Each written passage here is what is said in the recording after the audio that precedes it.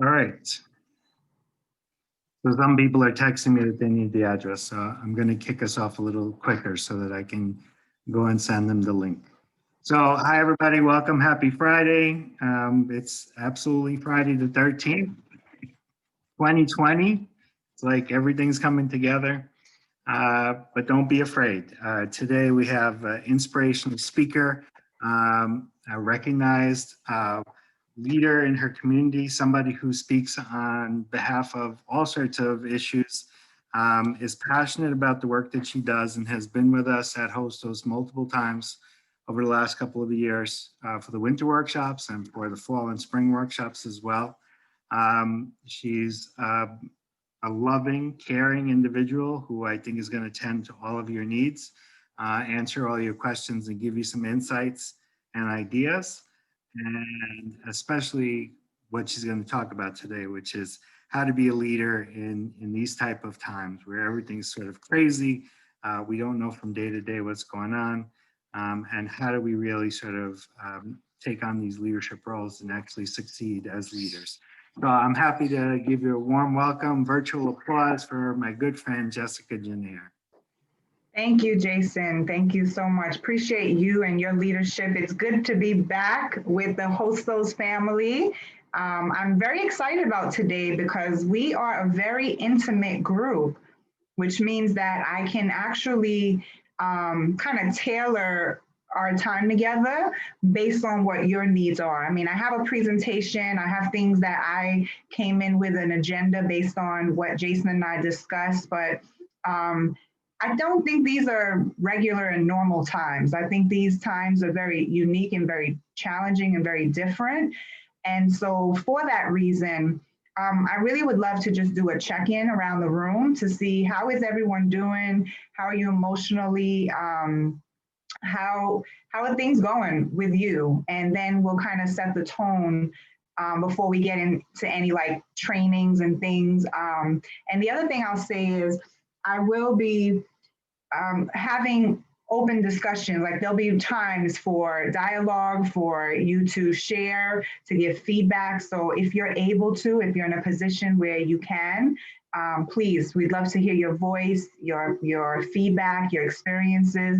I would really love to see this event and our time together to be really interactive and, again, personable, based on the needs that you have in your leadership roles, whether it is in your personal life or in your professional life.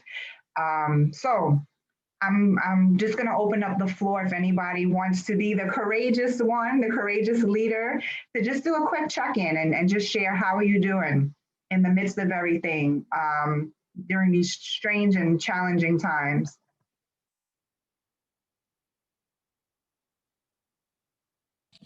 I can volunteer. Nobody wants to go. Hi, Tiana. Hey. So these times for me have been, I'll say like, I won't even like sugarcoat it by saying a little rough. It's been very rough. But I've been managing. To be honest, now is when I'm getting a handle on my life. So I kind of been upside down for a few months, and I thankfully have some very strong people in my corner and some really good mentors that throughout this difficult time, I've had some people to lean on and sort of keep me sane and help me throughout this process. And as well as I'm very thankful to have my family. They've also been a huge support.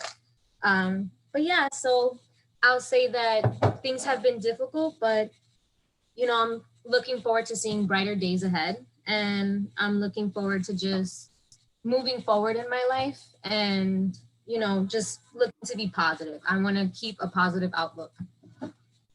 Awesome. That was so beautifully said and powerful. You mentioned it's been a very challenging time. Anyone else here going through a challenging time? You can just click the reaction, maybe with a heart or a thumbs up. Anyone else here at some point over the last couple of months gone through a difficult time? Okay, so a few people in the room. Hey, Anthony, welcome. All right, so That's almost half the room gone through a difficult time. How many of you know someone that has gone through a difficult time and you've been part of their support system? Just give a reaction, heart or thumbs up. Okay, so we all know someone. Okay. Hi, Isabel. Welcome. So we're just going around the room and doing a check-in to just see how is everyone doing. So Tiana, thank you for being the one that broke the ice and really set the tone. Yeah, for sure. Yeah, anyone else want to share? How are you doing? Just doing a check-in. Anthony, it's good to have you here.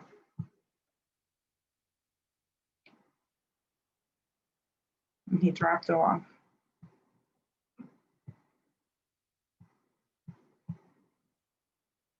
Ah, I see a cute little face over there. Okay, so here's what we're gonna do. We're talking about, oh, I see some chats coming in. Okay, so some people wanted to just chat. Okay, parenting has been difficult. Okay, for the person that wrote that in the chat, if you'd like to speak it and you're able to, feel free to go ahead and unmute yourself.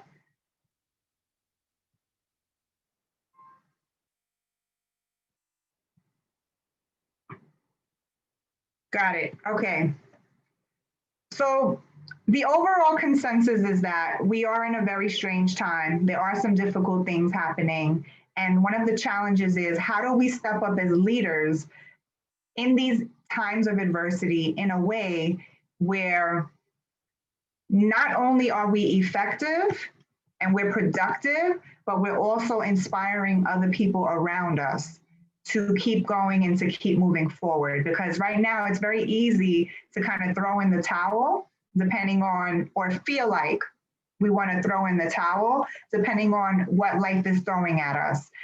Some parents have been home for months trying to work while they have their children, and trying to balance the two has been extremely difficult. Many people have been laid off and are looking for employment.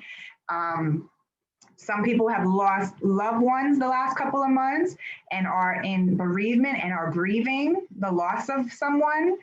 Others have been sick physically, you know, maybe had COVID and still trying to regroup physically. So there are a lot of different challenges that we're navigating through. And then you add on top of that, the political climate the last couple of weeks and months, the division and the social injustice that we've seen, all of these different things. They begin to take a toll on us and they begin to test our leadership, and it can become very draining and daunting. So what we're going to do today is we're going to talk about how do we move forward and lead in these times of adversity. Well, I'd like you to think about who are the leaders in your life that are moving through adversity with strength, with grace, with courage, in a way that inspires you. I'd like you to just put it in the chat or just, you know, raise your hand if you want to speak it. But who is a person or maybe 2 or 3 people that you can think of? Jason. Jason. Okay, so we have Jason has been nominated. Sarah said my mom. All right, keep those coming. Zanaya? Zanae? Zaina. Zaina, okay. Zaina, your mom. Love it. Hi, Roxanne. Who is a leader that you've been observing? My mom, my God, and Mr. Jason. Love it. Keep the comments coming. Who is someone, whether they're in your personal life, your professional life, someone that you may admire from afar, who has just really exhibited strong leadership skills. They've been strong, they've been consistent, they've been courageous.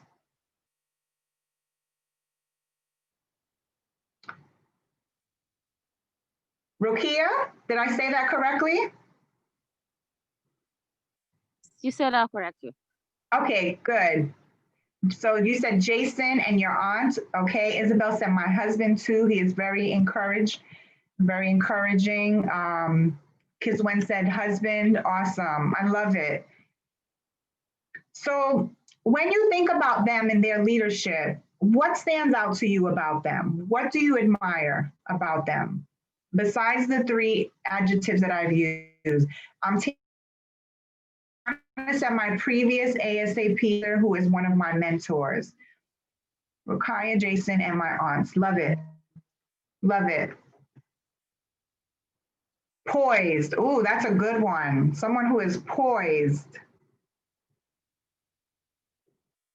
So Denise admires a leader who is poised. So when someone is poised, they're collected, they're very graceful, they're very together. That's a good word. I admire them, their advisor. Thank you, Isabel. What are some other qualities that when you think about the leader that you mentioned that you admire? Mustafa said steadfast. Yes, strong, persistent, helpful. So these are all qualities that we admire and we look for in leaders. Kaya said patient. Yes, that's a good one. Love, someone who is loving.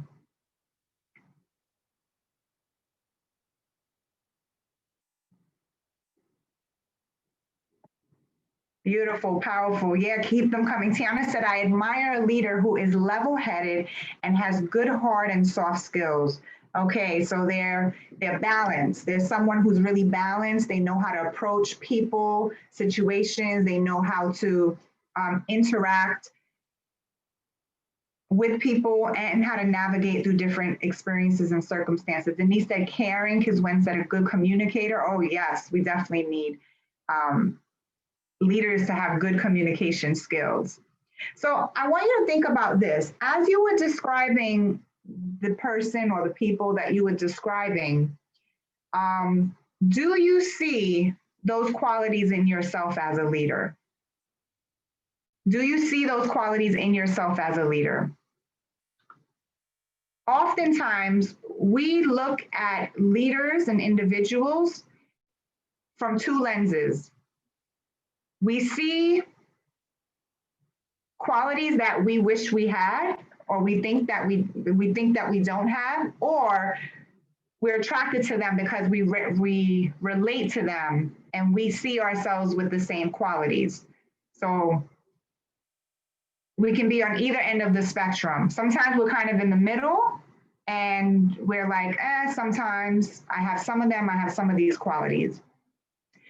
When we're talking about leading in times of adversity, it's going to be really, really important for us to see ourselves in a way that is healthy, that is wholesome, and that is accurate. Kaya said, yes, I'm patient. It surprises me sometimes. Awesome. Okay, someone in the chat box said sometimes. So when you think about this leader who you admire, or these leaders that you admire, and with all the different ways that you just described them, do you see those qualities in yourself? If someone described you as a leader that they admire, would they use those same words? Sometimes, that's the most common answer, sometimes. And sometimes it's good because that means that you know that they're there, they just need to be developed a little bit more. And that comes from just being a little bit intentional. We're gonna talk about that. Kiswen said sometimes. So here's what we're gonna do. I'm gonna open up my screen share and let me ask you this. How many of you have heard me speak before at Hostos, or you're familiar with my story? Just give me a reaction. If you've heard me speak before, thumbs up, or you're familiar with my story. No? Okay, because I see a lot of new names here. I just want to know who's in the room. Not yet, okay.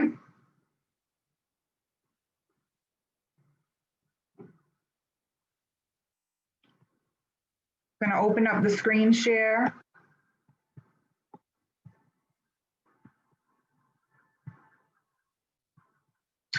And you know what, guys? I live near a hospital. I meant to put that disclaimer out there. And it's gotten a little noisy lately. And I think it has something to do with the increase in COVID cases. So those sirens, they come up at any time. No, but it's a pleasure to meet you. Thank you. No, not yet, but we are glad to hear you today. Thank you so much.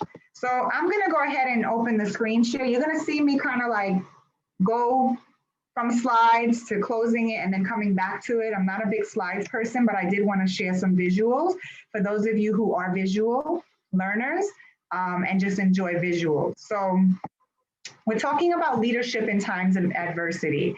And we've talked about someone who we admire and the qualities that they have in themselves. So the question that I asked was, do you see any of those qualities in yourself? And the reason that I asked that question is because as you move forward during these difficult and challenging times, which I believe they're going to get worse before they get better, unfortunately, it's going to be really, really important how we see ourselves and we identify what are some of the things that are keeping us from really fully walking in the confidence that we admire in other leaders. And that's what we're going to explore today. So often, many of us can just feel a little bit overwhelmed because we're wondering, you know, am I effective? We feel like we can't measure up. When times get difficult, we wonder, how am I going to make an influence with everything that I have going on? This feels very overwhelming and I feel maximized, I feel stretched. So we're going to really talk about that today. So for those of you that don't know me, I am Jessica Janniere. I'm the founder of the award-winning personal development organization called Look Up and Beyond. Jason did mention a little bit earlier in his introduction. I'm a nationally, well now I can say internationally recognized adversity expert thanks to the internet and virtual events. I just spoke to students in Costa Rica yesterday, 4 different high schools, which was really awesome. I am also the director of mentoring services for girls empowerment through mentoring services. I know that was a mouthful. And basically what I do is I work with professional women, interviewing them, connecting with them to match them up with teen girls, many of whom are high risk, so that they can mentor these young women throughout their entire high school experience. And it's something that I'm very, very passionate about. And I'll share with you more when I share my personal story. I'm a wife, a mother of 3 teens and young adults. I actually have 2 kids away in college and a 15-year-old right here in the living room who is addicted to his game, which is another story. I'm a hiker, I'm a foodie, I love to eat, and I'm addicted to helping others thrive beyond adversity. So I love to see people overcome their trauma, the pain of their past and their circumstances, and really walk into their purpose. I believe that everyone has a purpose. One of the things that led me to my purpose was becoming an author.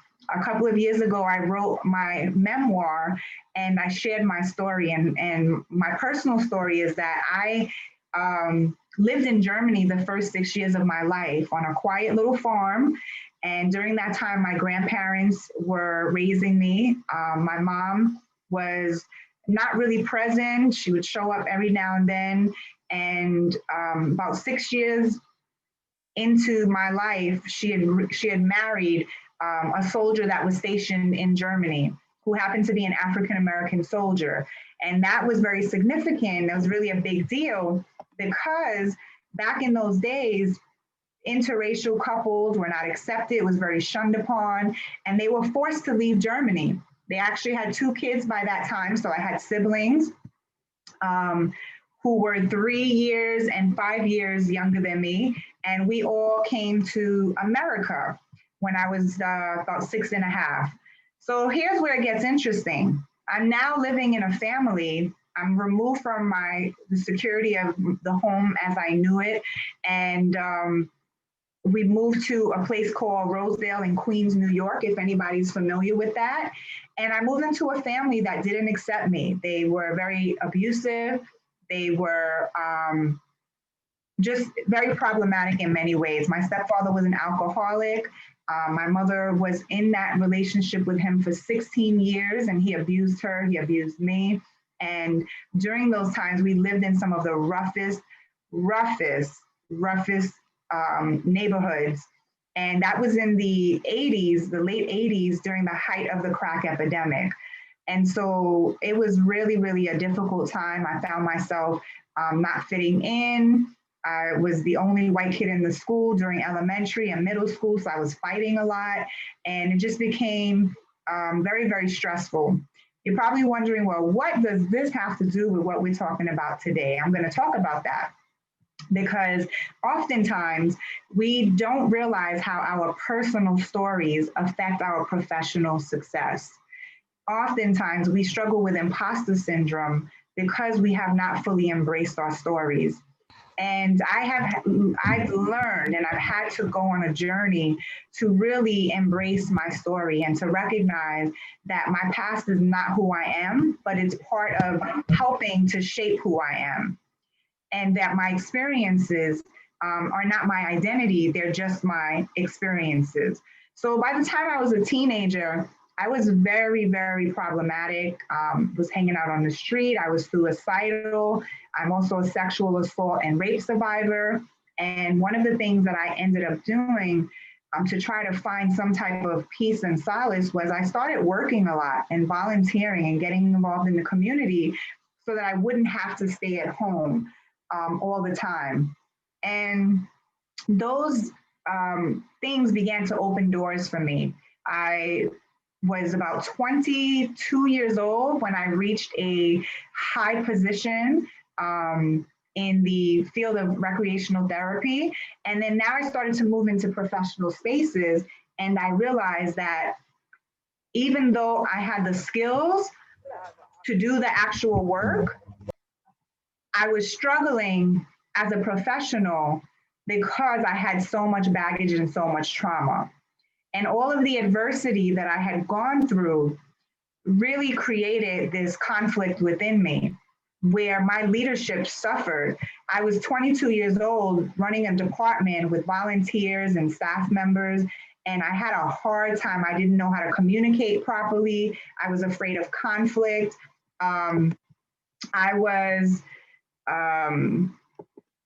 very anxious. I had a lot of anxiety and I struggled with that. I had social anxiety.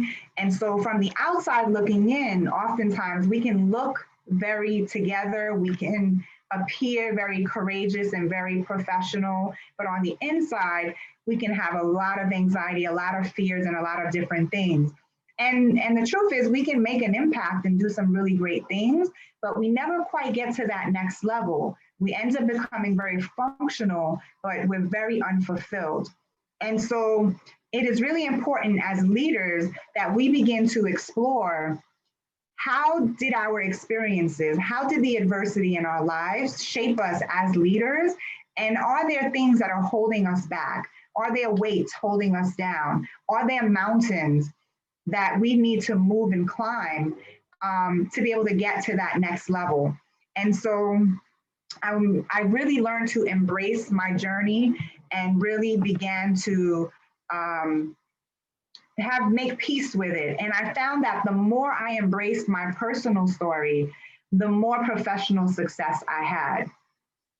The more I embraced my personal story, the more professional success I had. Because when we are comfortable in our skin, when we're comfortable and confident in ourselves, we are able to interact with other people in a way that's healthy and that's productive and in a way that's impactful. And so the goal for today is I really want to be able to share some strategies and some concepts with each of you as you're growing and developing in your leadership that will really help you to embrace the qualities that you have including your stories, and to be able to identify maybe there are some things that might be holding you back from that next level. Because if we're really going to truly lead in times of adversity, we have to make sure that the person that we see in the mirror is the person that we're leading first. Does that make sense? Am I talking to the right group? Is this resonating with anybody? Anything in the chat box? Let me check. Everybody with me? Am I making sense? Okay, I see the yeses. Is this good stuff? Okay, good. Love the feedback. Love it, love it. Okay. So, you know, guys, I'm actually getting a little more personal with you because I really want to paint the picture, right? Oftentimes we see people and they look successful, they appear successful, and they're making an impact, but we don't see the story behind the story. And so we can begin to make assumptions and judgments without really knowing what the process was. And so I've been on a journey of personal development for probably about 16, 17 years now, and on my healing journey even longer. And I'm going to share with you what the turning point was for me and how I ended up doing a lot of the work that I do today. When I was 18 years old, my sister, who's the one that was born in Germany, she was biracial, German, white, and African American. She was very dark skinned, and she was really struggling around that time because of the abuse that was going on in our home. And she ran away from home and she got involved in a gang. And unfortunately, she made some really bad decisions and choices, and it cost her her life. And so she ended up being murdered at the age of 15, and she died the day before her sweet 16. And that year, it actually fell on Thanksgiving Day. The reason that I'm sharing this with you is because sometimes in adversity and in crisis is where we discover our purpose. Even if it's not fully manifested, it begins to shift our perspective about life. When that happened to her, I had a wake-up call, and I said, wow, we come from the same place. We've been in the same family. We've run the same streets. We've done some of the same things, and yet she didn't survive it. And it became a wake-up call to me that I needed to, number one, change my environment. I needed to create a plan to start thinking about my future. And I needed to find a way to cope with my grief and my pain and find some purpose in it. And that's when my journey really began. And I knew that I was going to spend my life and my time looking for a way to impact young people, to pour into young people, to bring hope to people. And that is how I ended up in this work. But it took me learning that after pain comes purpose. After pain comes purpose. Has anyone ever gone through anything painful in their life? If you have, just put it in chat. And I'd even encourage you to say, after pain comes purpose. After pain comes purpose. There is always purpose in our pain.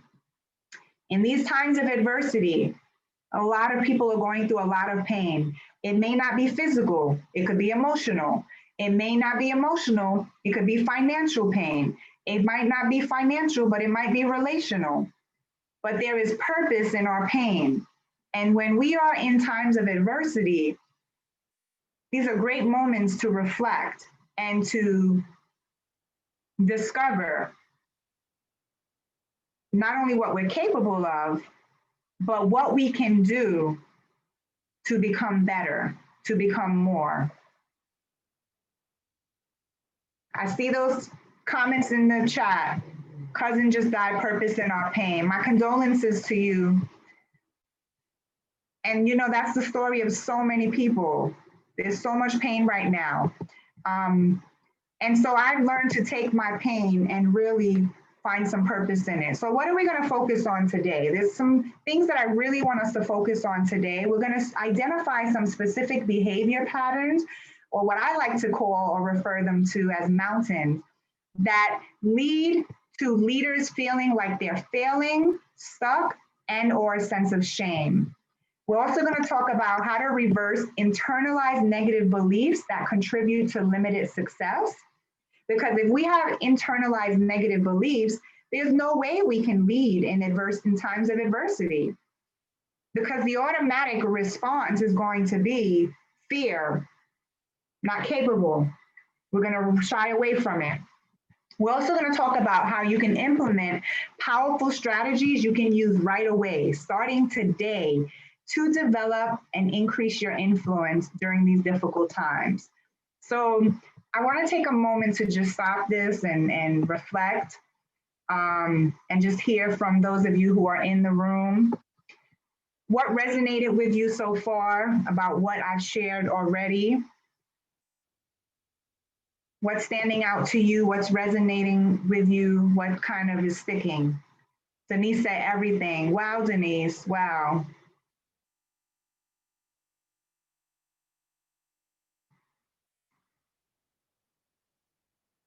Was there a particular point that I shared that stuck out to you? Kiswen said, I find myself in your story. Wow. Agree, everything but growing from pain. Yes. Pain is like a fertilizer. Pain is like a fertilizer that helps us to grow.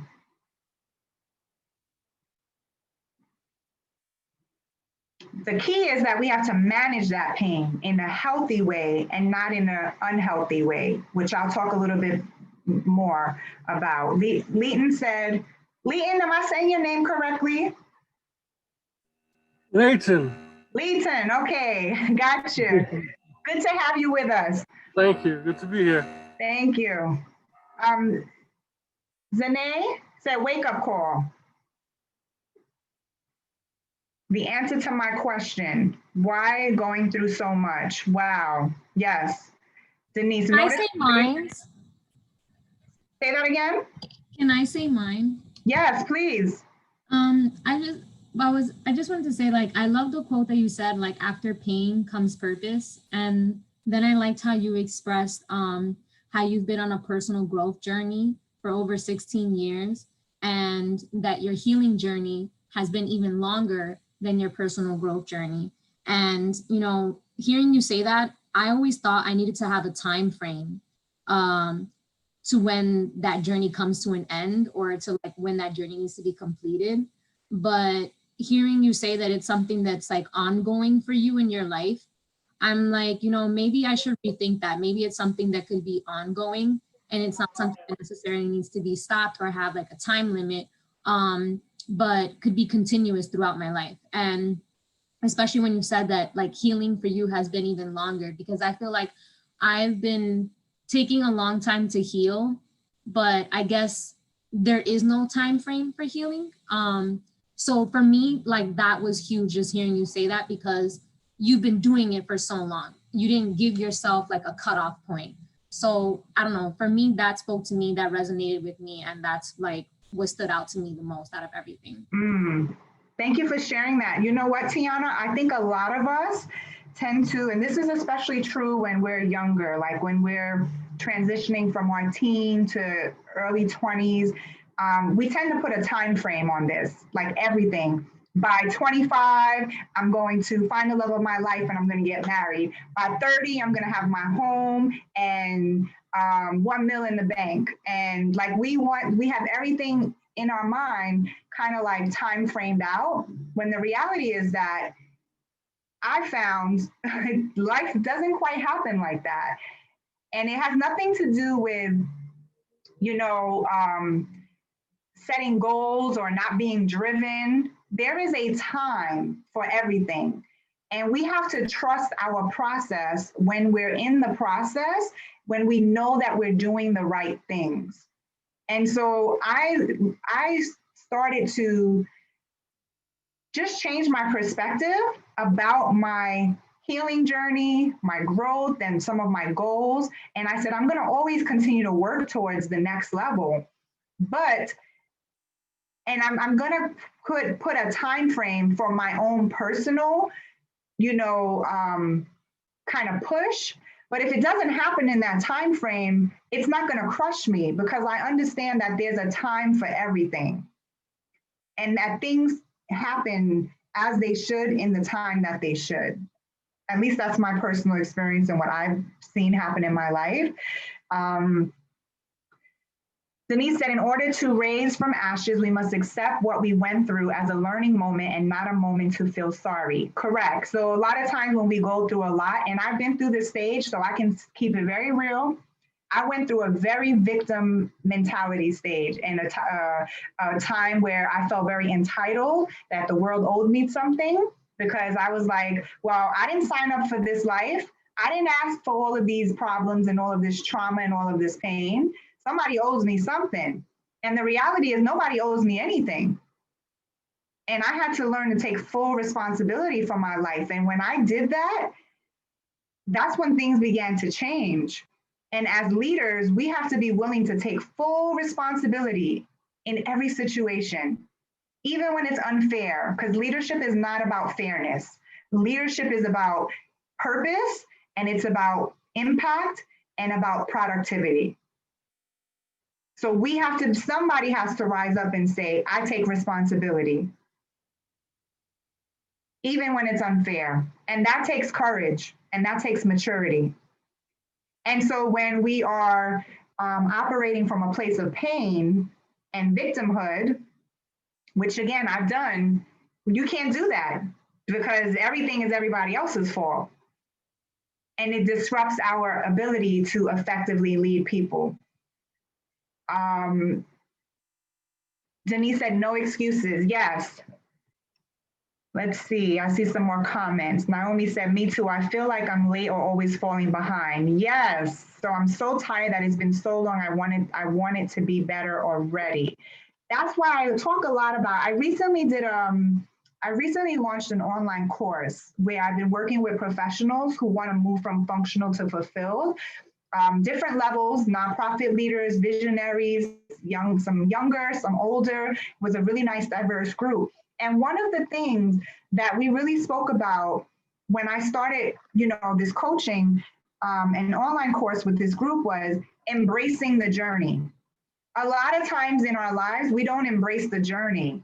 We create resistance because we want to move away from the things that are uncomfortable. We want to move away from the things that feel uncertain. We want to move away from things that are painful, or we want to, hide our pain or cover our pain. And the reality is that we need to lean into these things. We need to embrace the process. When we truly, have you ever had someone just embrace you? Right? When somebody embraces you, they're leaning into you. You're leaning into them. There's no resistance there. It's like a resting. We have to start resting in our journey, resting in our process. And things begin to shift. We end up saving ourselves a lot of energy, and heartache and time. I'm going to go ahead and open up the screen share. So Tiana brought up something that was really powerful. I've been on this journey, as I mentioned, my healing journey, my personal development journey, and I saw how my personal development directly impacted my professional success. And on my journey of working with leaders throughout the years, and I've worked with leaders in many different capacities. Before COVID, I was traveling across the country working with leaders who actually work with youth, many of them high risk. And the common thing that I saw was oftentimes people felt stuck in their leadership because they hadn't spent the time in their personal development.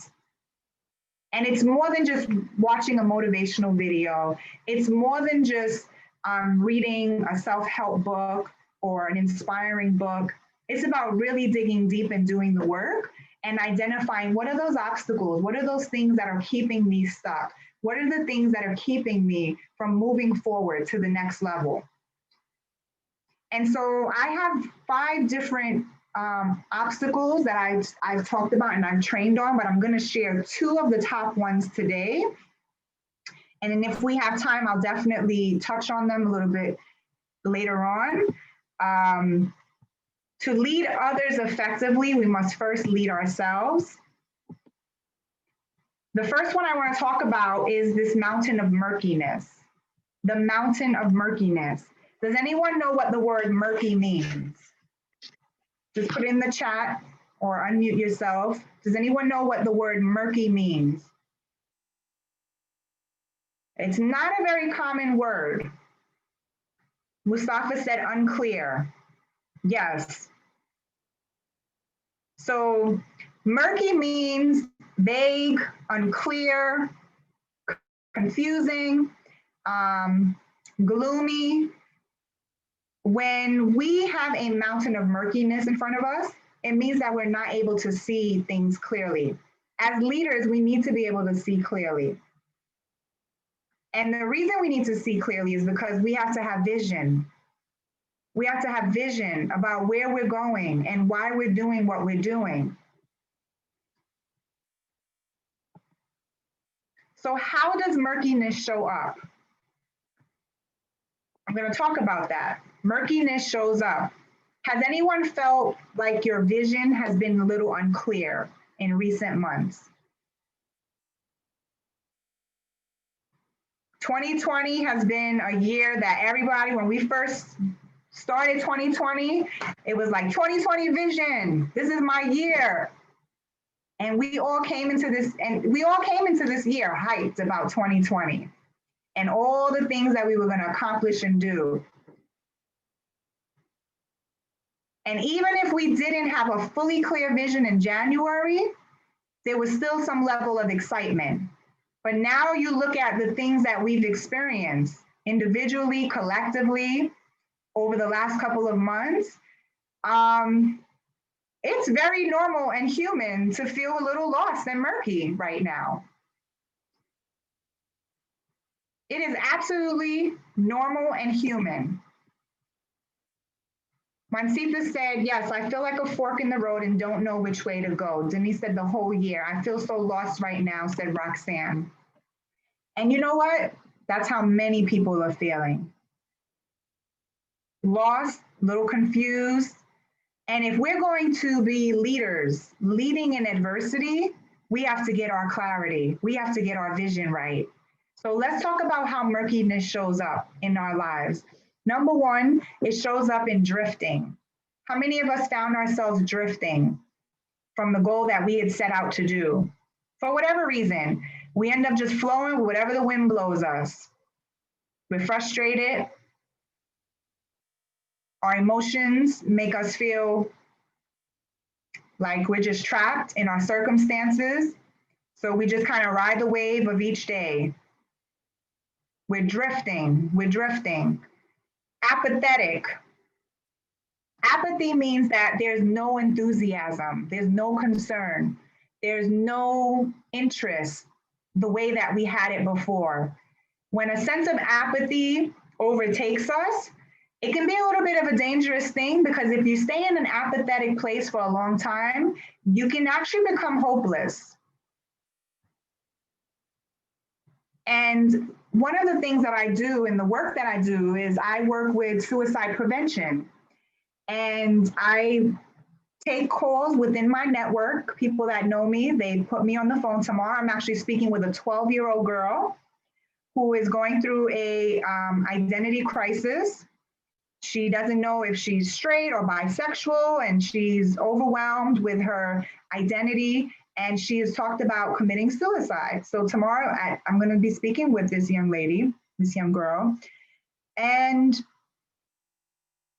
in my years of working with individuals who are feeling hopeless, oftentimes it comes because they've been in a place of apathy for some time.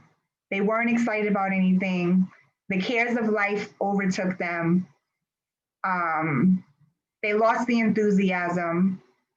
I'm a 3-time suicide attempt survivor. I have felt apathy. I have felt hopelessness and darkness. I understand what that feels like. When we are murky, we are despondent. That means that we're discouraged. We stay discouraged for too long, we're going to become apathetic, which can lead to hopelessness, frustration, and all these other things. Or we can become functional. We may not be in a dark place. We may not be feeling depressed, but we can be very functional, meaning that everything is routine, very familiar. We can be productive, but we're not fulfilled. So we're missing that passion. We're missing that excitement about life. We're missing that. And when we're missing that, things get murky, things get unclear, very vague. And if we're there long enough, things can become very dark and very gloomy, which is what we hope that no one here is going through. So is this resonating with anyone? Am I talking to the right crowd here?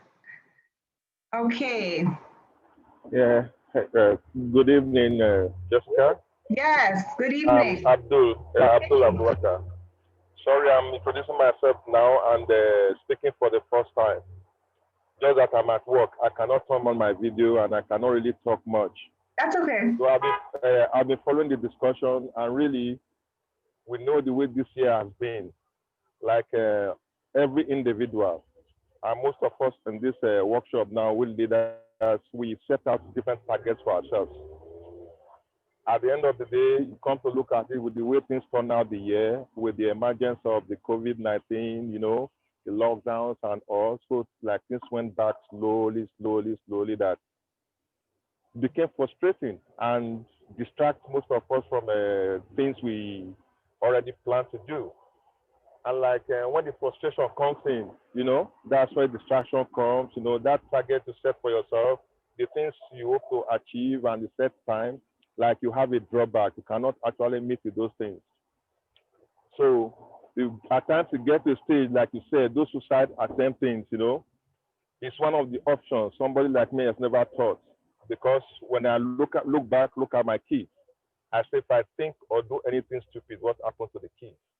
Because like whatever we are doing it because of them. We need to set good examples for them. We need to give them all the hope, courage, and encouragement they need, you know, to grow up as good kids in life.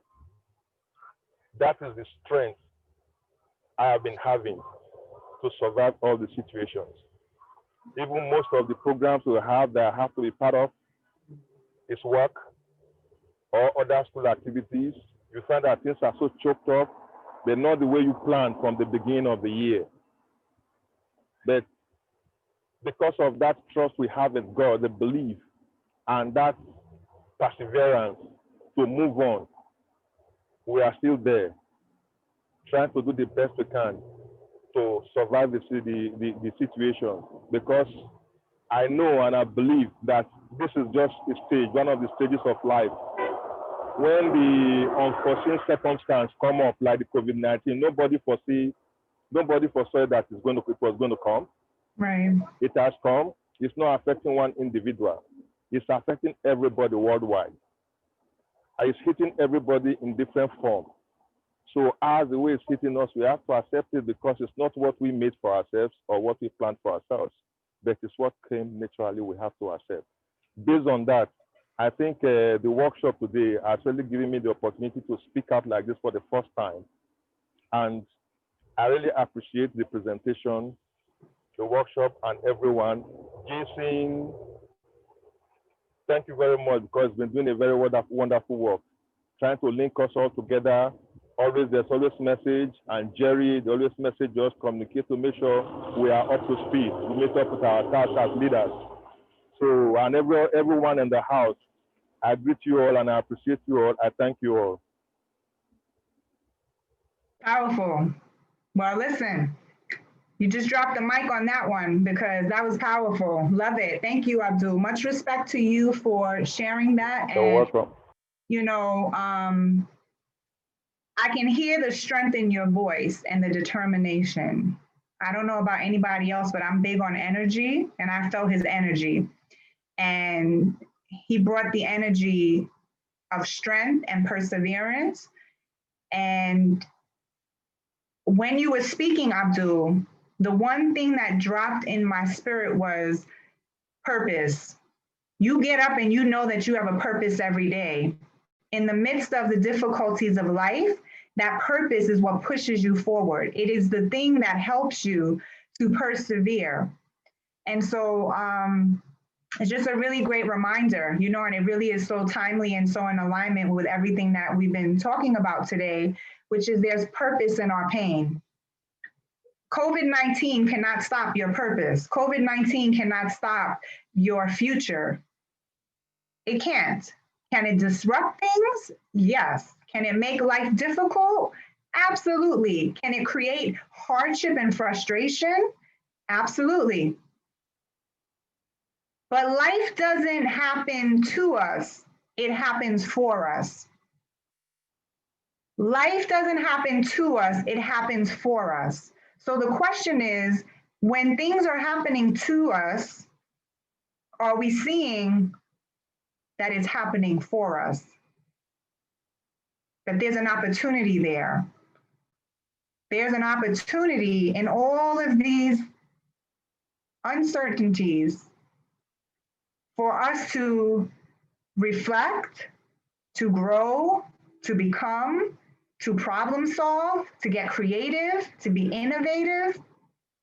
But in order to do that, we have to move this mountain of murkiness. If we're going to lead people, ourselves first, and then others, we have to remove the murkiness.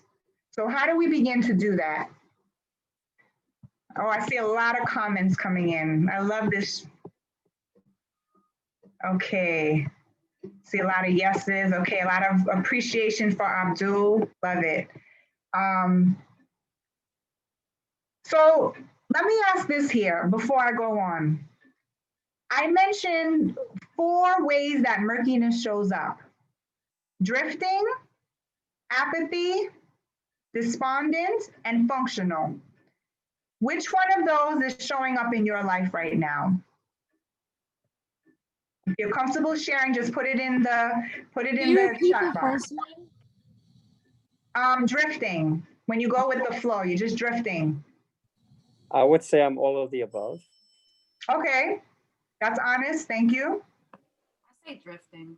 Hi, Jessica. Hey, Anthony. So the question is, Sorry, can you repeat all 3 of them again? yes, I'm going to repeat all 4 of them again. How does murkiness show up in your life? Drifting, apathy, which is a lack of interest, lack of enthusiasm, despondency, which is discouragement, or functional, where you're just in a routine.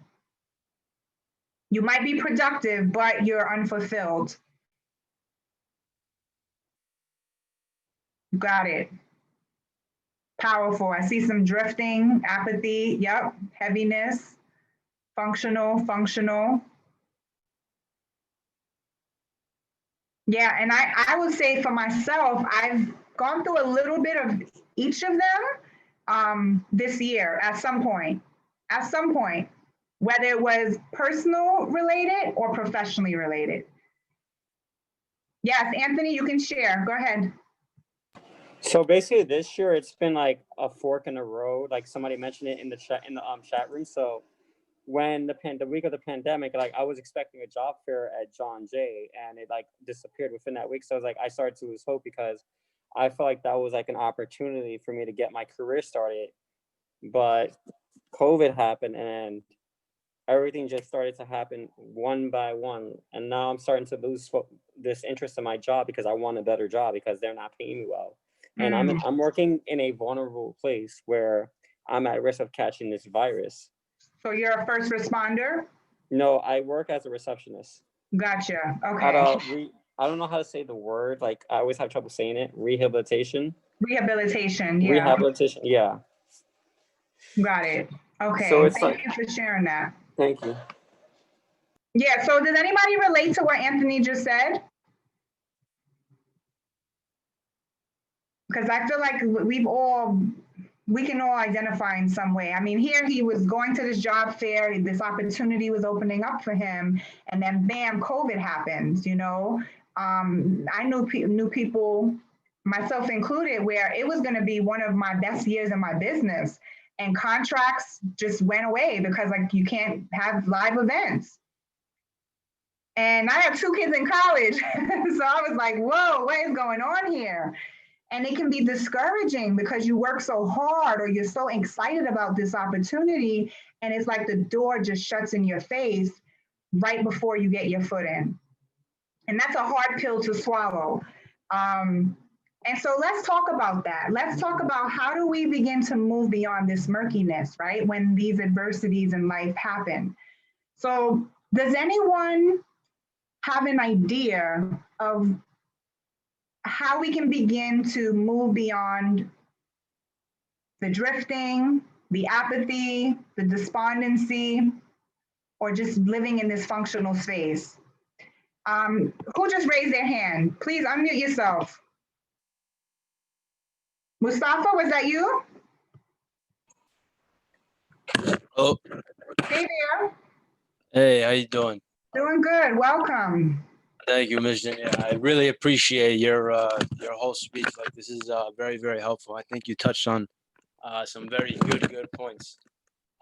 First of all, I think that you and Abdullah Abu Bakr, you guys touched on one thing that really hit, and that's purpose. I think that purpose is one of the most important things that you can have in your life. If you don't have purpose, I think that drifting or being despondent or being apathetic, you can't avoid it. So when you wake up every day and you know what you're supposed to do, or you have an ultimate purpose, then that's the only way I think that a person can keep persevering or keep steadfast or keep on their same route. Now, everybody may have a different purpose, but the important thing is to figure out what that purpose is or where it's coming from. Some people have purpose in religion. Some people have purpose in their everyday job. Some people have purpose for their kids. Some people have purpose for their families. I think that the most important thing is that you never stop fighting. You never stop thinking of yourself as someone who's going to keep moving forward. You have to keep moving forward. You can't ever give up on that fight. And to think that, hey, you know, like Anthony was saying, this job fair just disappeared. Listen, man, you never had that job. You never went out there. You never had it. So don't even worry about it. It never affected you. I get that you wanted to apply for that job. I get that you wanted that job. You thought you had it, but it wasn't meant to be, man. But the thing is, everything that's for you or everything that's coming to you is going to come to you, period. So don't ever think, hey, you know, I was supposed to get this $1 million next week, but since this and that happened, I'm not getting it anymore. Whatever's coming to you is going to come to you. Yeah, man, I want to share that because I feel like that's definitely a big thing in my life. So alhamdulillah, thank God. That's all I got, I guess. All right. Well, that was powerful. All right, Mustafa.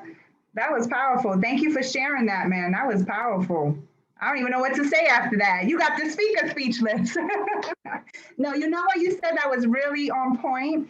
You talked about purpose, right? So I'm going back to this word purpose because purpose is critical for a visionary, for someone who's in leadership. When we look at ourselves as leaders, what's the purpose of our leadership? Why are we calling ourselves leaders? Who are we leading? Who's following us? Where are they following us to? What are we trying to accomplish? Is it with selfish ambition or is it with selfless ambition? So these are all different things that we need to ask ourselves when we're exploring this idea of purpose in leadership. So how do we move beyond these feelings or these behaviors of drifting, of apathy, of despondency, of just being in this functional routine, recognizing we're in a place of murkiness, we can't see things clearly? Well, the starting point is going to be vision, I need everybody to write in the chat box, I am a visionary. I am a visionary. Affirm yourself right now. I am a visionary. It doesn't matter that you don't feel like a visionary right now. It doesn't matter that your vision isn't clear. I need you to affirm yourself. I am a visionary. I am a visionary. Leaders have to be visionaries. If we're going to lead people in times of adversity, we best to believe we have to have a vision to inspire, to bring hope, to bring purpose, and to bring strategy.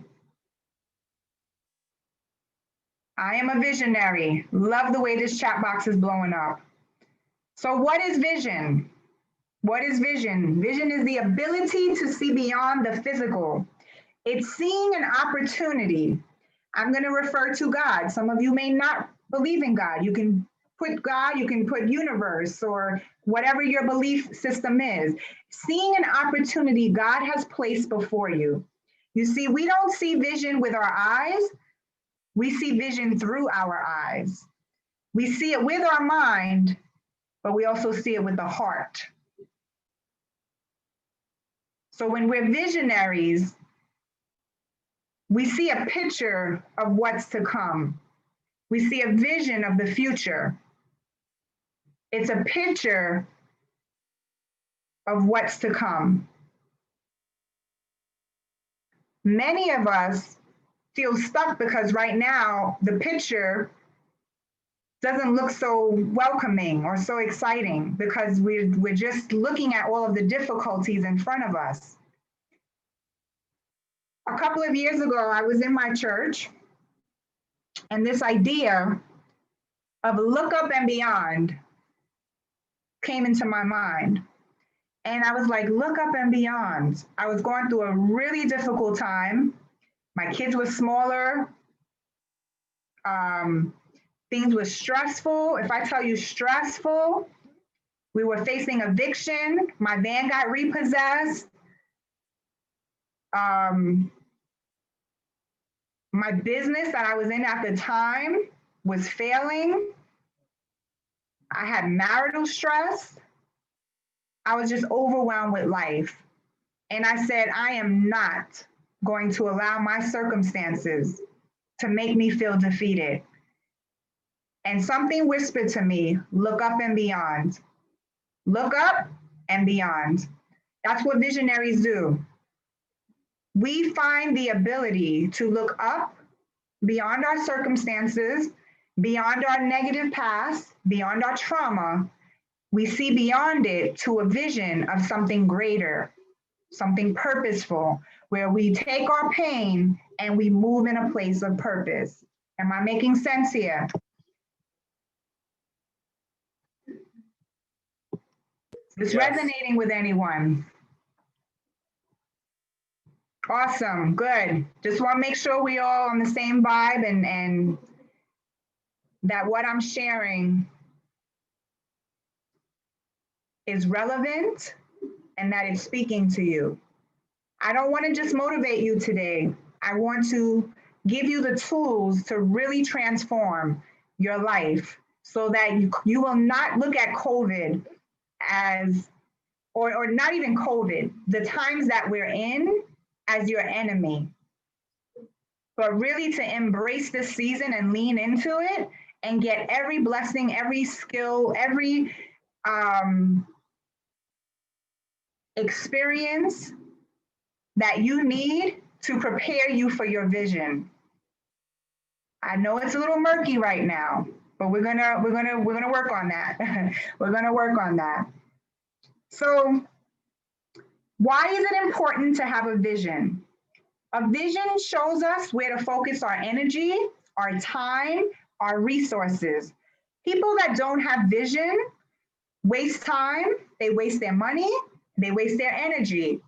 Oftentimes, if we don't have a vision, we get hooked up with people that drain us. We end up in toxic relationships. We settle for less than the best. We don't take care of ourselves.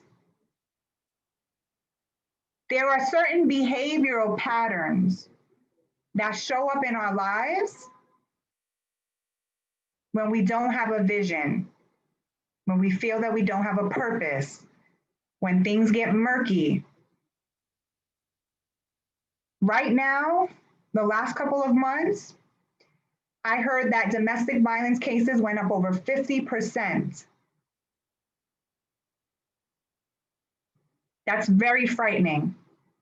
And that's just reported cases.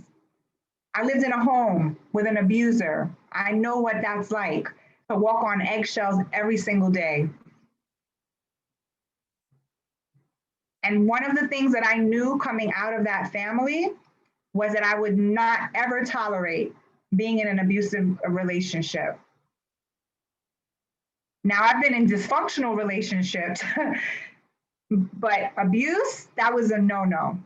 And so my next point in terms of talking about how do we move beyond murkiness, we gotta answer this question. What do I really want? If someone asks you, Anthony, what do you really want? Tiana, what do you really want? Rosanna, what do you really want? Could you answer that? And that's a very loaded question, right? Because it encompasses everything. What do I want? Vision is getting clear about what you want.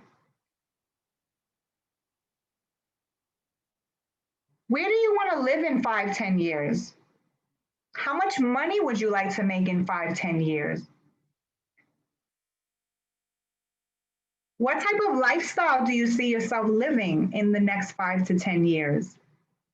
What kind of impact would you like to see yourself making in the lives of other people? Who are those people? What do they look like? Are they a certain demographic? What do you really want? What type of romantic relationships do you want? Do you even want that? What does that look like? What qualities should the person have? What do you really want? How do you want your health to be? How are you going to become healthy? What type of foods do you want to eat? What kind of exercise programs do you want to invest in? What type of mentors are you willing to invest in? What skill sets do you want to learn? What do you really want? So I'm going to challenge everyone in this class tonight to write that question down and to spend some time this weekend thinking about that question. What do I really want? Because if I can't lead myself, I cannot lead anyone else. If I'm not clear on what I want, then I'm not really going to be sure where I'm going. And then I'll remain in murkiness. So to really, really begin moving away from this murky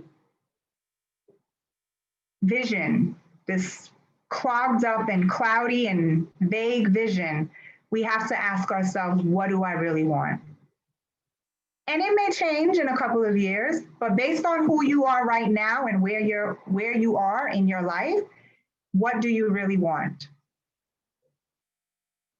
How do you want to travel? Where do you want to go? Mancita said, owning my own home and opening a nonprofit to help youth ride bicycles and own. Love it. That's a great way to start, Mancita. I would write that down and build on that a little bit more. Why do you want to own a home? What type of nonprofit? What will the mission statement be? Where do these youth live? Why is it important for them to ride bicycles?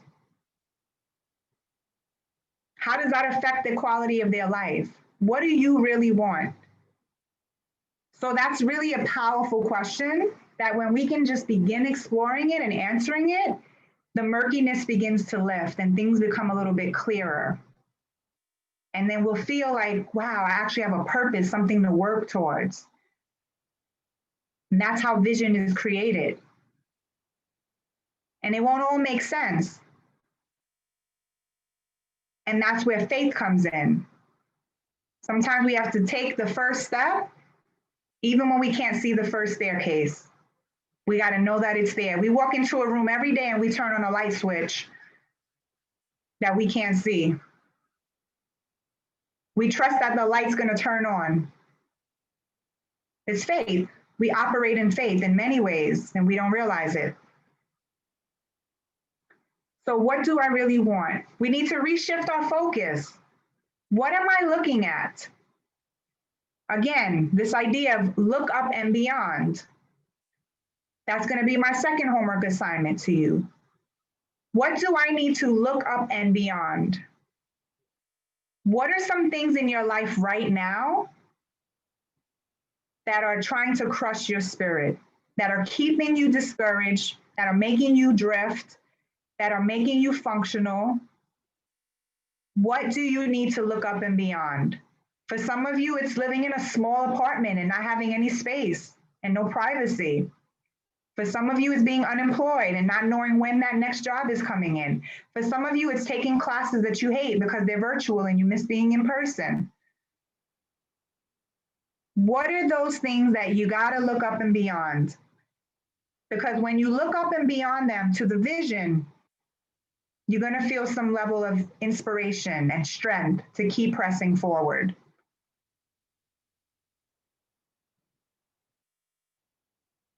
Let me turn my screen share on. Is everyone still with me? Am I making sense? Are we good? Yes. Awesome. Okay. I think, let me just see what I have going on here. Okay. So dysfunctional leaders lead from their own needs versus the big picture, right? So let me just do something here. Okay, yeah, that's what I wanted to get to. Tiana said, me, myself, and I being unemployed, struggling with my academics, struggling with mental health. These are the things I need to look up from. Okay, powerful. Tiana, thank you for your courage and just being so brave today and sharing so much of yourself. You know, I have such a tremendous amount of respect for you because I know you're not the only one. Many of us are struggling with mental health. I am a big advocate of therapy. Listen, I grew up in a Black home. My stepfather was African-American. His family was from down south. I mentioned to you guys before, I grew up in the hood during the crack epidemic. I was the only white kid in the neighborhood, the only white kid in the school. Most of the people that I lived around were from the Caribbean, many of them Jamaican. I grew up on Jamaican food. For those of you who are from Jamaica, shout out to you. But I grew up and the reason I bring that up is because I was taught from a young age that when you are going through something, you keep your business in your house. And even when I was being abused, I didn't talk about it because I was so conditioned that whatever happens in this house, it stays in this house. My stepfather used to threaten me. He said, if you tell anybody what's going on in here, he said, I will break your neck. And so for many years, I believed that belief system that what happens in the house stays in the house. What happens with me stays with me. And it is such a trap. It is such a trap because number one, we all need help sometimes. And there is no shame in that. We all struggle sometimes. There is no shame in that. And I really believe that we have to begin to break away from some of the cultural conditioning, the societal conditionings, and we have to be the courageous one to do what is right. And what is right is that, hey, I deserve to heal. I deserve to get help. I deserve to feel good. And to know that that's okay. So I'm a very strong advocate of therapy. When I work with people who are in emotional distress, and I myself have been there, I always encourage therapy. because therapy is where we learn how to be strategic about how we navigate through life.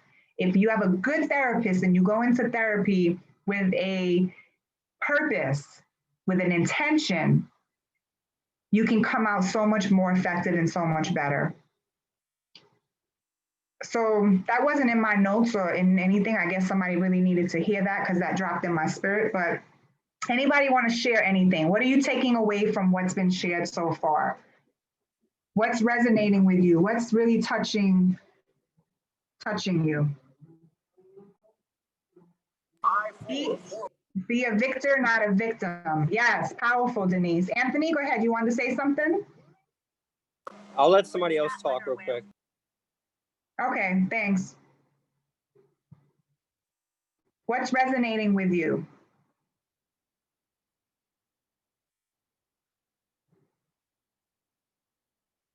I went to therapy because my baggage was too heavy and I couldn't carry it anymore. And therapy helped me to let go of that weight. Powerful.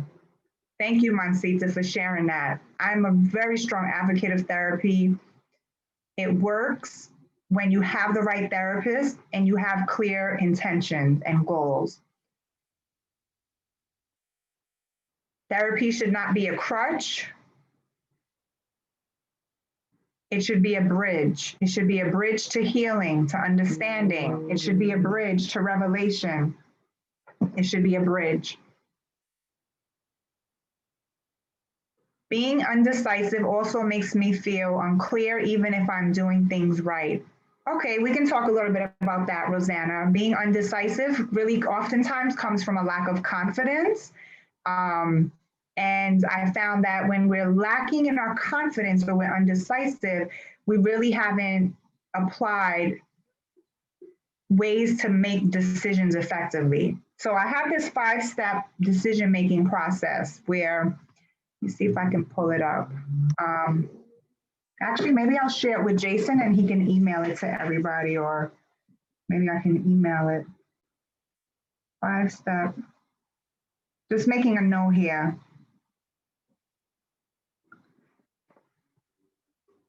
So Rosanna, that comes from lack of confidence. And oftentimes we're not taught how to make good decisions that make us feel confident. You know, we want to look at the facts. We want to look at the pros and the cons. We want to understand that when we've made the best decision based on the knowledge that we have, that if something goes wrong, that there's going to be a lesson in it. And then we do a plan, do, and review, and we keep it moving. So I hope that was a little bit helpful to you, Rosanna, in terms of addressing the indecisiveness. So I'm going to open up my screen share. We're going to move on to the next thing.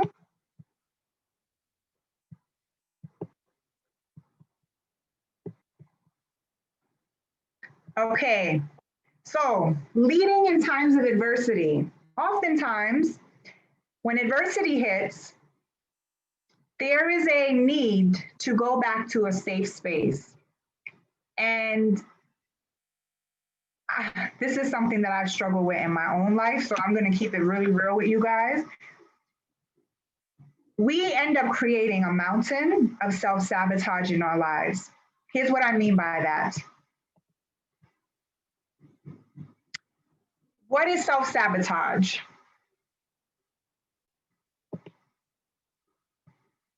Has anyone ever heard of the term self-sabotage? Do you know what that is? Can I give what I think my definition of it? Yeah, sure. So for me, I think the word self-sabotage means to sort of terminate everything good around you or surrounding you. And that could be terminating people who are good and positive to have around you. That could be terminating like positive opportunities that could be beneficial for you. It could be terminating just like your coworkers are icing people out, things like that. Like you just start to sabotage your relationships, whether they be professional or personal relationships. You start to sabotage your work, and it involves a lot of self-doubt and just not thinking that you're worthy of something better. So you mess it up before it gets messed up for you. Mm. And I think that's what it means. I'm not sure though. You are very accurate. So you said it. You said a lot. And a lot of what she said, what Tiana just said, I'm going to repeat just for the sake of reinforcement, because it's really important for us to hear this as leaders. When we find ourselves in a place of being functional or apathetic or despondent, what was the other one? Or drifting, at the root of it, oftentimes, is self-sabotaging behavior. So self-sabotaging behavior is when we're trapped in patterns that create problems in our lives, that keep us from achieving our goals. Tiana just broke it down. So have you ever tried to make changes and disrupt these patterns, but somehow you end up in the same place over and over again? I have. I'm guilty. I can speak on this for days because I'm telling you, up until recent years, I began to really pinpoint that this was like a weed in my life, that it was a weed, and that it was keeping me stuck from going to the next level. Self-sabotage is when we actively or passively take steps. When we actively or passively take steps to prevent ourselves from reaching our goals, this behavior can affect every area of our life. As Tiana said, from a career goal, a personal goal, such as weight loss, trying to lose weight, a romantic relationship. And here's the thing, we cannot live our God-given purpose while engaged in self-sabotage. Again, you can replace the God if that's not your faith system, whatever it is for you. But we cannot live out our purpose while engaged in self-sabotage. So there is power in awareness. There is power. Today, we're going to really, really position ourselves to prosper in our leadership, because we're going to pull out this weed. So I'd like you to type in the chat box, there is power in awareness. There is power in awareness. Thank you for your comments. I see them coming in. There is power in awareness. As leaders, we have to have this self-awareness, because when we see it in ourselves, guess what? We're going to see it in those that follow us. We're going to be more effective in our leadership. And in times of adversity is when self-sabotaging behavior multiplies. And if we're going to lead a team of people, we have to be willing to make sure that we're not sabotaging our own success, our own growth, so that way we can reach back and bring the team with us.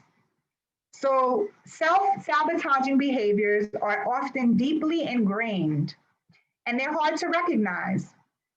They are usually oftentimes created when we experience trauma. I'm a trauma survivor. It is no surprise to me that I had self-sabotaging behavior for many years. It just kept showing up in different ways. We're going to talk about those ways today.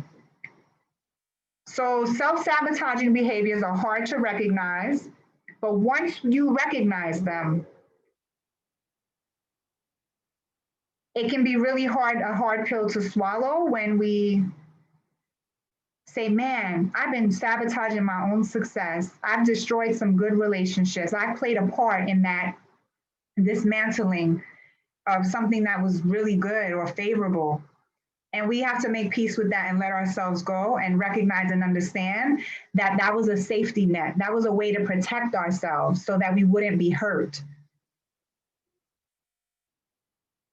So if you've experienced trauma, if you've experienced pain, it is a natural and normal response to cope when we self-sabotage. Because it's like, don't get too close, can't have this. This is too unfamiliar. I got to protect my space. So let's dig into that. So how many of you are becoming aware? Just type in, I am becoming aware. I'm becoming aware if you're becoming aware. So I'm gonna talk about the different ways that self-sabotage behavior shows up. Let me just check the time. Okay, we got a good 30 minutes. So I'm gonna really dig in. So the first way that self-sabotage shows up, let me actually show the screen. Okay, here's one way. Things are going well, maybe too well. Let me click that self-destruct button. Sounds familiar? I've experienced it. I would set out a goal, and then I'm almost at the finish line, and then something happens and I miss the goal. And this isn't just one time. This happens over again and over again. And I'm wondering what the heck is going on?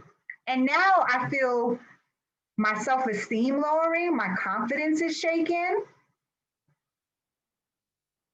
Now I'm indecisive because I'm like, man, I can't reach a goal. I can't get to the next level. Why am I so stuck? Why is nobody following me? Why am I not making an impact? Because I'm self-sabotaging, because I'm afraid of the too well. It's too unfamiliar. Let's talk about it a little bit deeper.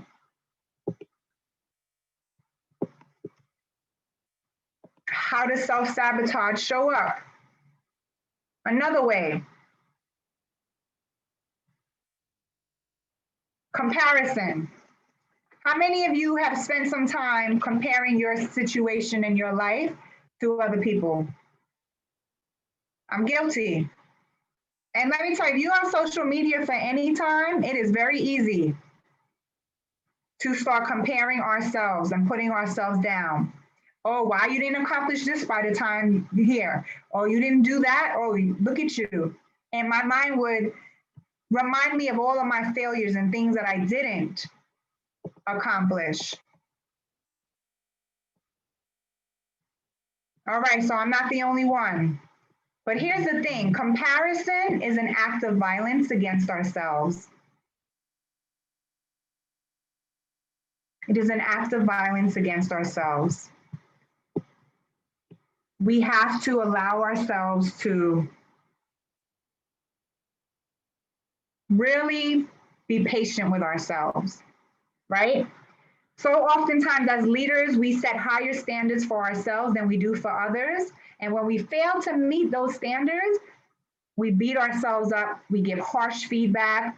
Oh, Jess, you can't do anything right. You're so stupid, Jessica. Oh, you messed up. Look at you. Who's gonna follow you? What kind of leader are you? And so we criticize ourselves very harshly.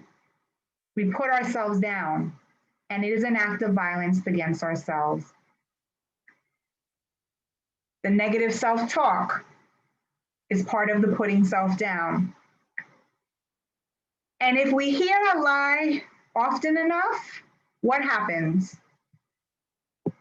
It becomes truth to us. If we hear a lie often enough, it becomes truth, even the lies we tell ourselves. So believing these criticisms and these self-defeating beliefs will have us in a place where we will give up before we even try. Does that sound familiar to anyone? Because that was definitely my story, man. I was like, what's the point?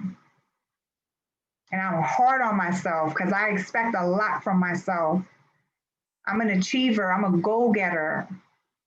So when I don't meet the mark, I tend to be really hard on myself. But it's counterproductive because it's a form of self-sabotaging behavior. Let's look at the next one.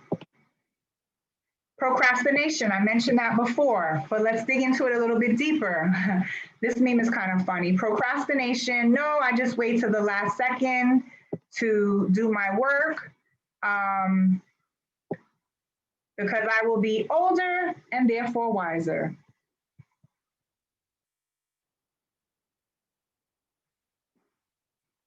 So procrastination.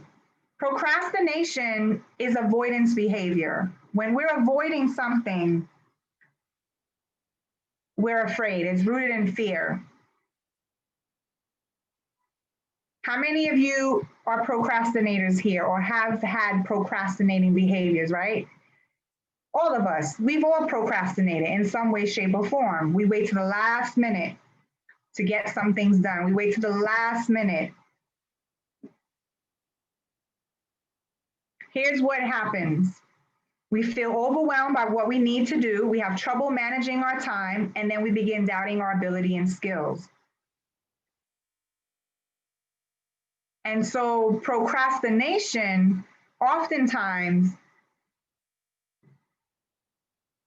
allows us to point at outside factors, like not having enough time, or if I do poorly, it was because of X, Y, Z, instead of admitting the role that we play in it, right? Instead of us saying, I take full responsibility. I need to get my work done earlier. I need to prepare better. I need to plan ahead. Taking full responsibility.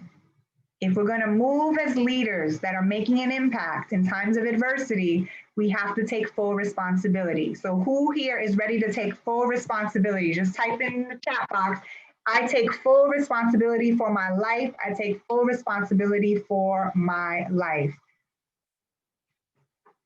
Just affirm yourself. I take full responsibility for my life. That moves us from a place of empowerment.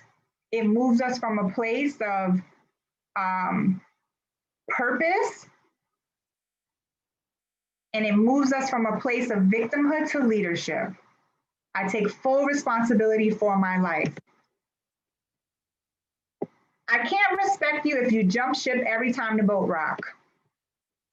Tiana earlier mentioned about relationships, right? Oftentimes we jump ship. What do? When somebody gets too close to us? Can't get but so close. We end relationships because we're afraid of getting hurt. We jump ship when we move from company to company or project to project because we are afraid of working through challenges and problems that come with leadership. In order to be an effective leader, especially in times of adversity, we have to be willing to deal with conflict. That's why it's so important that we learn self-awareness. The greater aware I am of me, my needs, my setbacks, my obstacles, the more awareness and discernment I'm going to have when I'm working with other people. The more comfortable I am with myself, the more comfortable I am with people being who they are around me. The more I love myself and appreciate myself, the more I can love other people and appreciate other people. And so when conflict arises or challenges and problems arise, we won't jump ship. We lean into it. We say, what's the opportunity here? What's the purpose in this?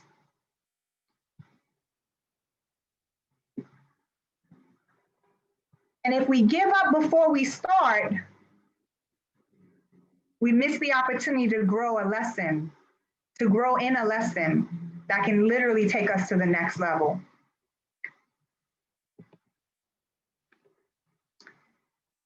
So a lot of us probably have heard of the term fear of success. Anyone here fear of success? The fear of success, right? So it's very interesting because a lot of times we talk about the fear of failure, but we don't often talk about the fear of success. If we're going to lead in times of adversity, we cannot be afraid to succeed. Where does the fear of success come from? Well, sometimes we shun the limelight because we fear that others will expect more from us than we can deliver. The responsibility that comes with that can be overbearing, can be intimidating. Can I handle this? Somebody said something?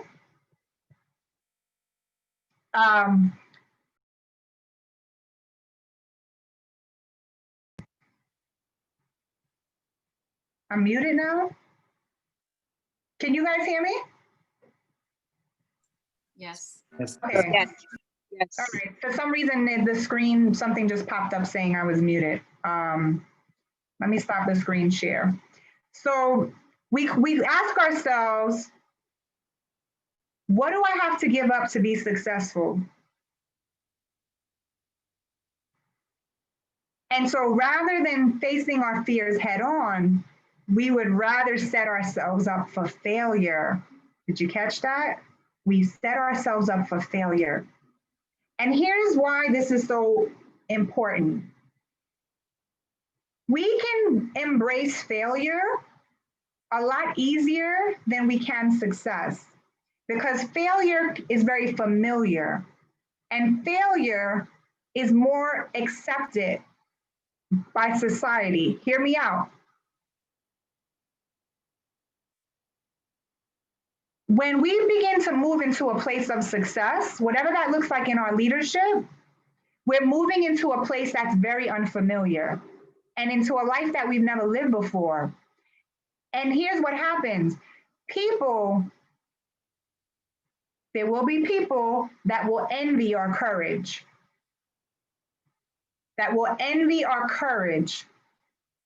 And we have to make sure that we do not look to people for validation as leaders.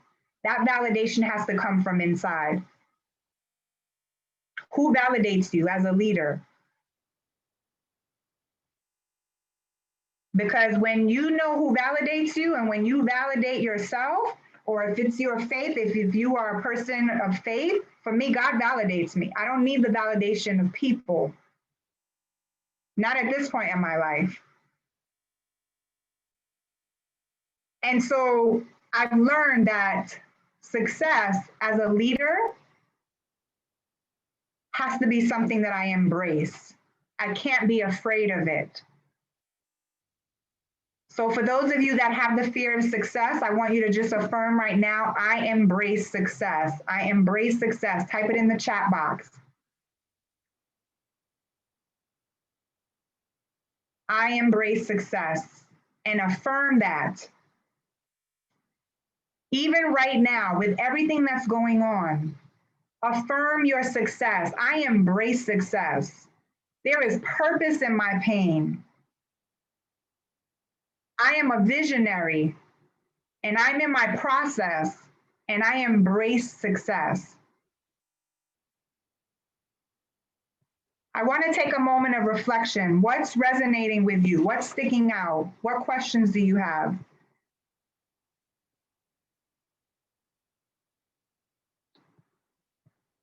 Love the affirmations in the chat box. Love it. Yes, I embrace success. You can go ahead and unmute yourself if you have a question or a comment. What's resonating with you? Janniere said, I am in process to embrace success. Love it. Let me check my screen share. So how do we break away from self-sabotage? Let me see the time. All right, we have a good 18 minutes, and I want to leave some space for Q&A. So I'm going to begin to wrap up in a few minutes. Orlando said, I am a visionary and I embrace success. Right now, if you're going through a difficult time, if you've been feeling despondent, if you're drifting, you're in a functional place, if you are feeling just overwhelmed, take these affirmations that we're writing in the chat and put them on an index card and just place them in your bathroom, by your mirror, on your nightstand, wherever you're going. Just place them in front of you so you can keep affirming yourself throughout the day. I am a visionary. I'm looking up and beyond. I am not my circumstances. There is purpose in my pain. I embrace success. I am becoming aware, because awareness is power.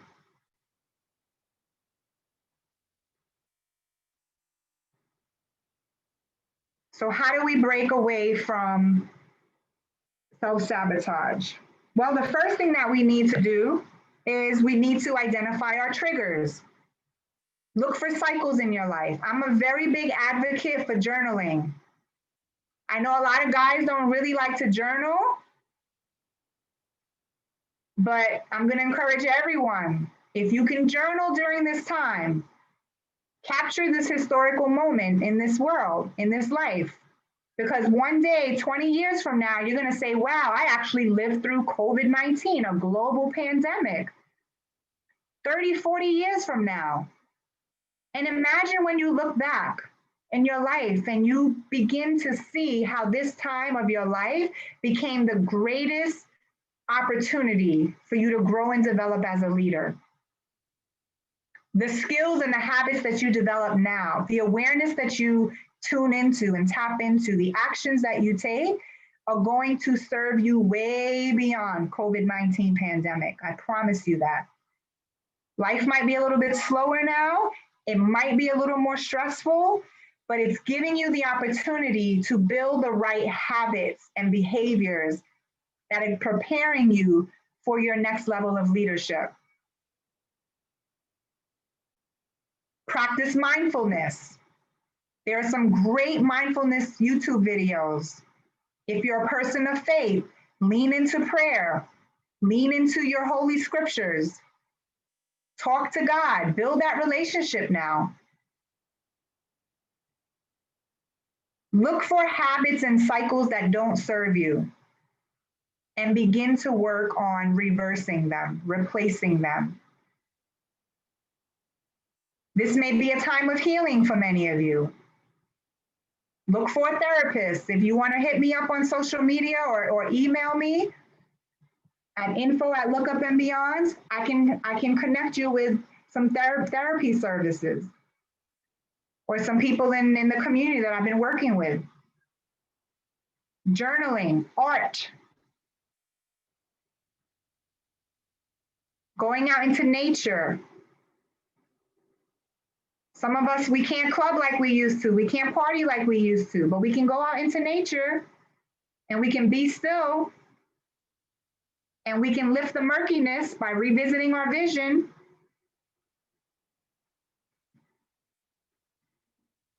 So there are some things that we cannot control, but there's a lot that we can control. There's a lot more that we can control than we can't. And the biggest thing that we can control, the most impactful thing that we can control is what goes on between our ears. The way that we think, our perspective about the times that we're in. So that is those are some of the tips and strategies that I wanted to share with you. I'm opening it up for reflection. Anything stand out? Tiana said, I love journaling. Journaling is powerful. I wrote down all of your quotes on Post-it and posted it to my bedroom wall. Love it, Tiana. Tiana's about to go to the next level, y'all. Y'all better watch Tiana. Love it.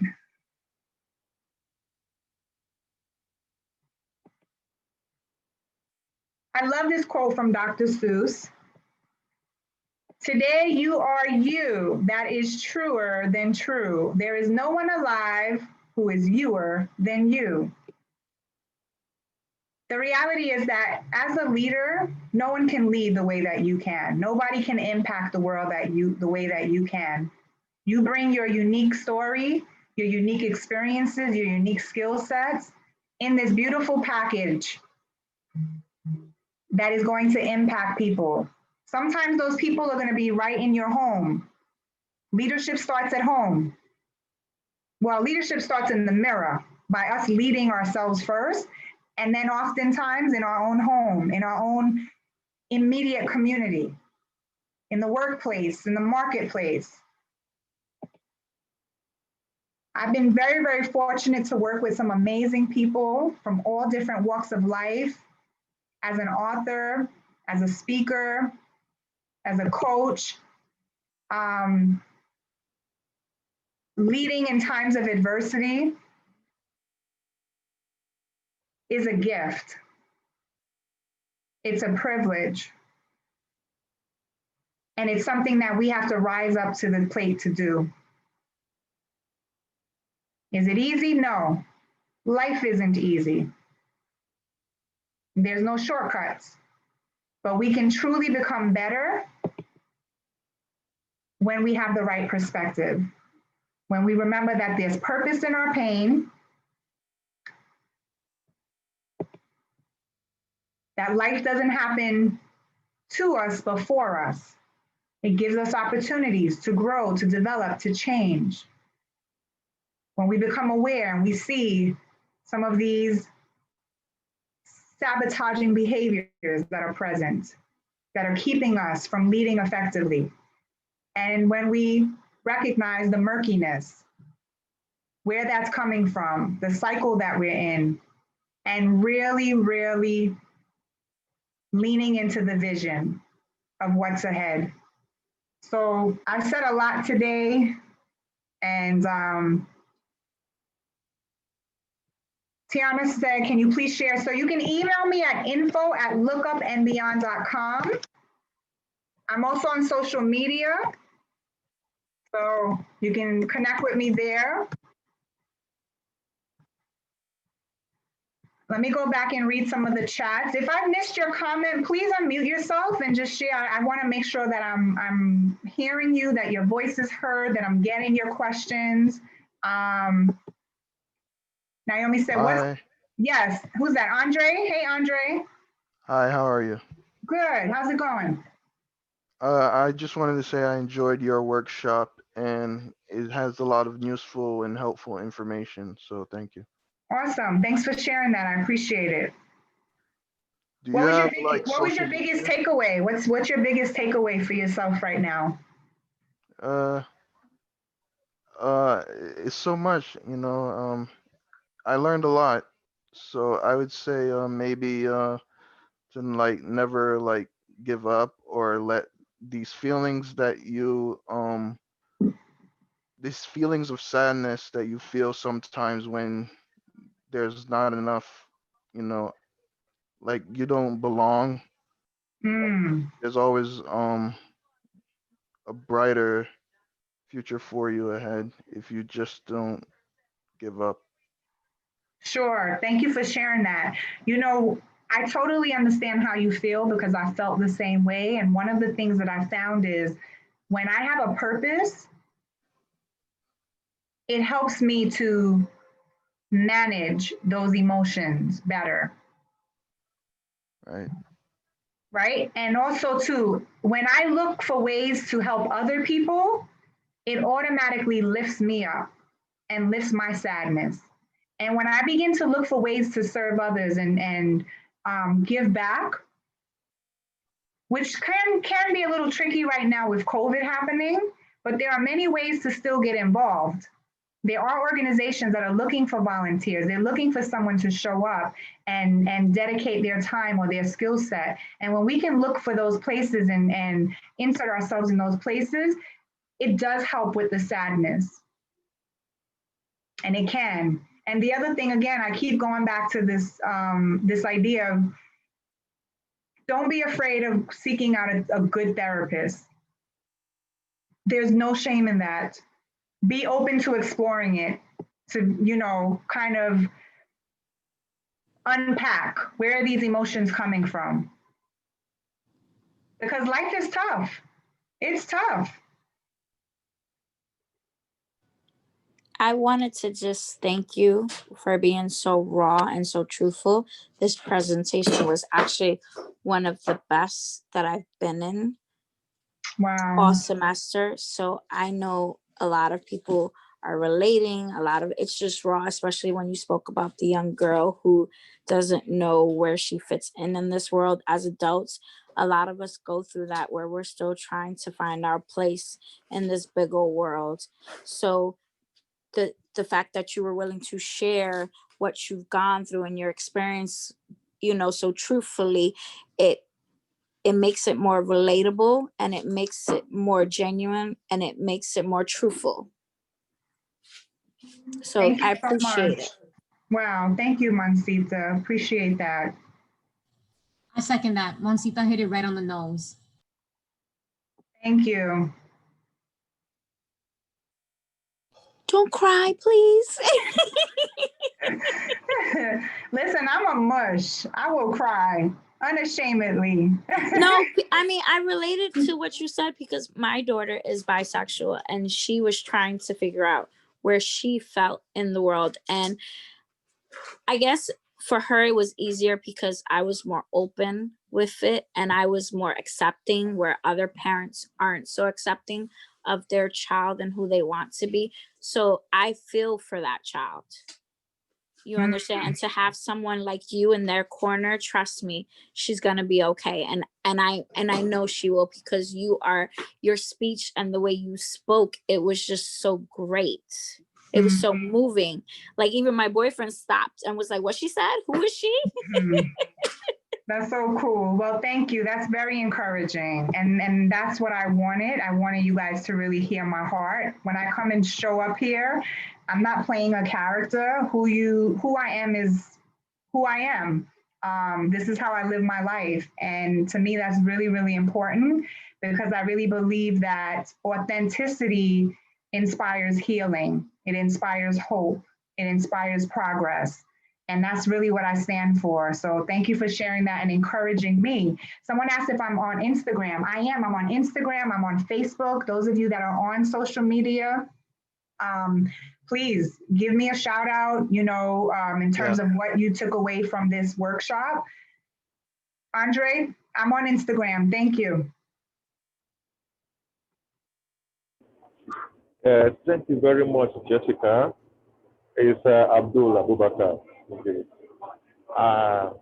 Let me say, this workshop is like a real therapy session, and your presentation so far so encouraging, and it has actually awakened the spirit, like refreshing, energizing the spirit on the purpose of man, in the society and in life. So with all that we have learned today, what we've shared, the experiences of today and all, I think is going to contribute a lot to moving forward to achieve the purpose one is set to achieve in life. It's a real therapy session. I feel a lot of things in the heart. And that purpose of leadership has been revived. And I think and believe that with this, we are prepared to forge ahead, to pursue the goal, and to lead effectively the way we should do as leaders. Once again, I thank you. Wow. Thank you for sharing that, Abdul. Powerful. Thank you. What an honor.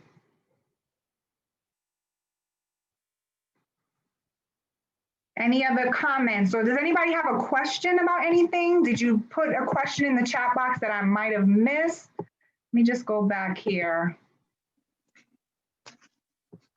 Hello, Jessica. I'm Isabel Deira. Hi, Isabel. Hi, Jessica. I will say thank you so much, Miss Jessica. This workshop was the best workshop for me because your past experience relate to me, and I think so with all of students, other students relate. This workshop was powerful. Thank you a lot. Wow, thank you for sharing that. Thank you. Thank you for sharing that. Welcome, thank you. Very encouraged by you guys.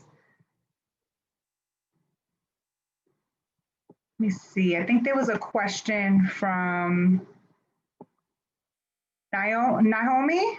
Did you have a question? I thought you had, let me just go back. What's the feeling, that uneasiness that you feel when you look for help but something doesn't feel right? Is that self-sabotaging behavior or something else? That's a good question. That's a hard question to answer because it depends on the situation. Does it happen all the time? Do you feel uneasy every time you ask for help? Or is it sometimes with certain people? Because not everybody's looking to help us. Some people pretend to help us and then they want to prey on us when we're vulnerable, right? Let's keep it real. So we can't go to everybody for help.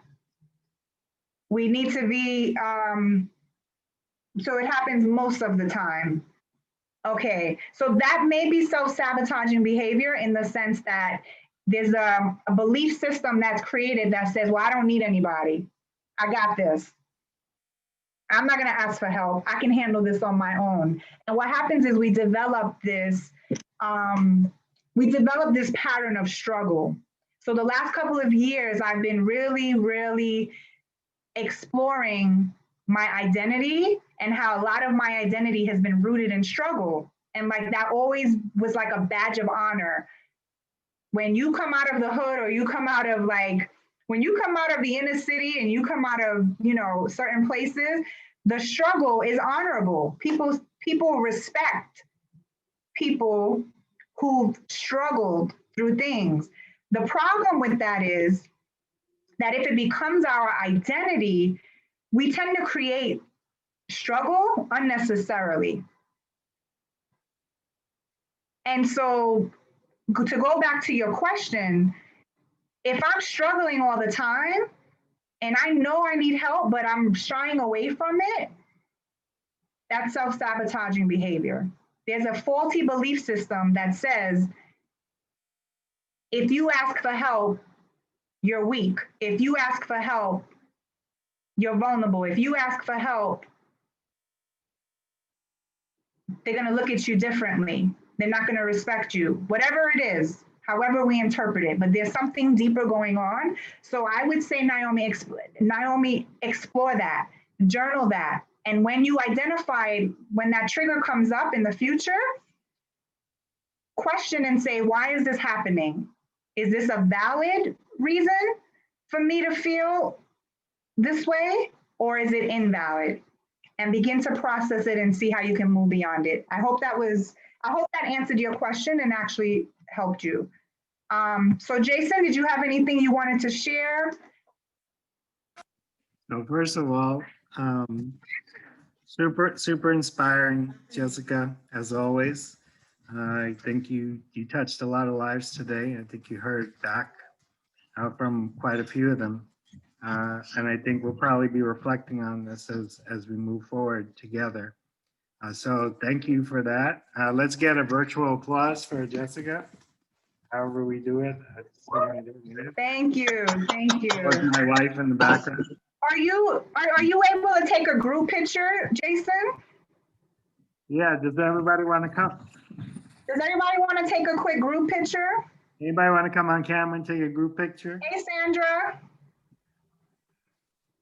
My camera's not working. Okay. Hi. I've been trying to say hi and my mic was not. Okay, it's good to see you. I'm glad you made it with us. Everybody smile as you can, as you will.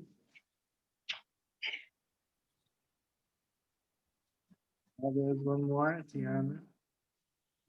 There's Naomi. Sakina.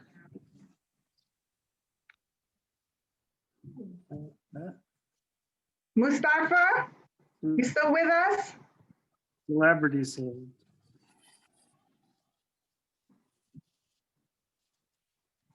I think that's everybody who's there for a picture, Jessica. So I will share those. Thank you, Jessica.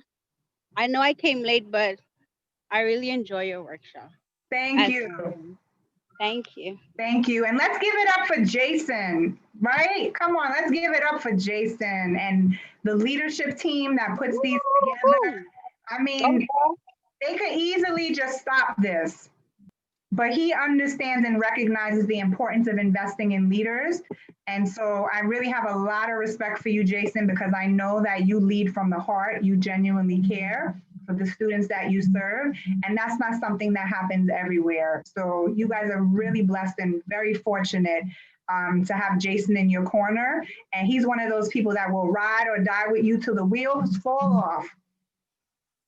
Yeah.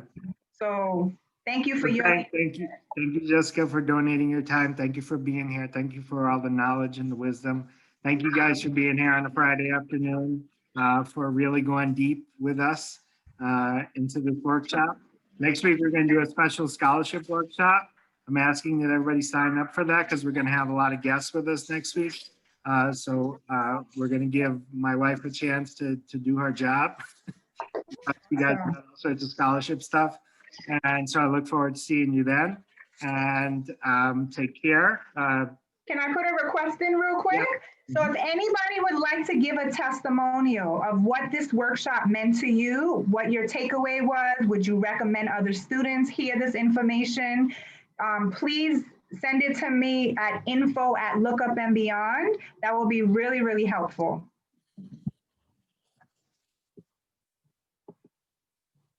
And, you know, everything's crazy still out there. Please stay safe. Keep your family safe and take care of yourselves. And we'll see you in a couple of days. And love you guys all. Again, I miss being in the same room with you guys. And hopefully, you know, one day soon we'll be able to do that. All right. I mean, wait, boss, can I say something? Yeah. Go ahead. In a way, I'm mad you guys can't meet in person, but in a way, I'm also happy because I'm not here.